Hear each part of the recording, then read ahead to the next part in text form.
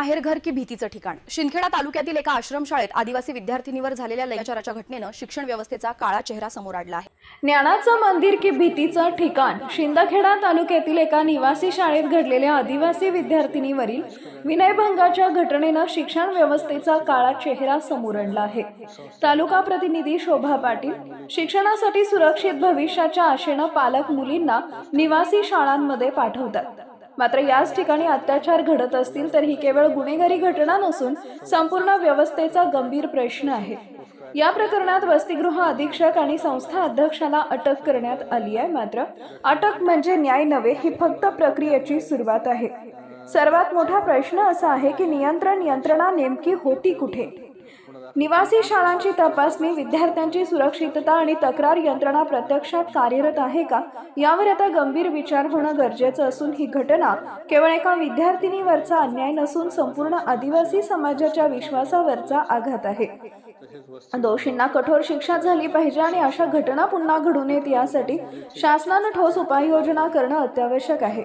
ज्ञानाच्या मंदिरात भीती निर्माण करणाऱ्यांना कोणतीही दया नको. पोस्टे शिंदखेडा येथे चिमठाणे येथील primary residential high school and junior college तसेच वसतिगृह या संस्थेमध्ये एका अल्पवयीन मुलीची छेड काढल्यावरून पोस्टेला कलम विनयभंगाचा गुन्हा दाखल झालेला असून सोबत अॅट्रॉसिटी ऍक्ट तसेच पोस्को ऍक्ट कायद्याप्रमाणे गुन्हा नोंद करण्यात आलेला आहे.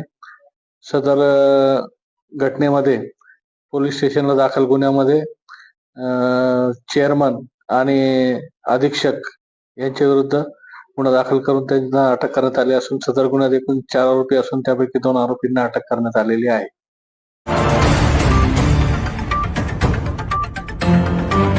ब्रेकिंग न्यूज में आपका स्वागत है. इस वक्त की सबसे बड़ी खबर आ रही है.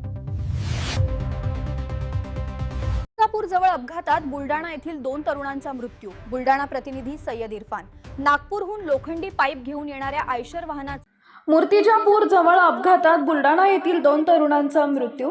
नागपूरहून लोखंडी पाईप घेऊन येणाऱ्या आयशर वाहनाचा रात्री अमरावती अकोला राष्ट्रीय महामार्गावर मूर्तिजापूर तालुक्यातील कुरुम गावाजवळ अपघात झाला असून कॅबिनमध्ये अडकून बुलडाणा येथील चालक व क्लीनर या 2 तरुणांचा दुर्दैवी मृत्यू झाल्याची घटना घडली आहे.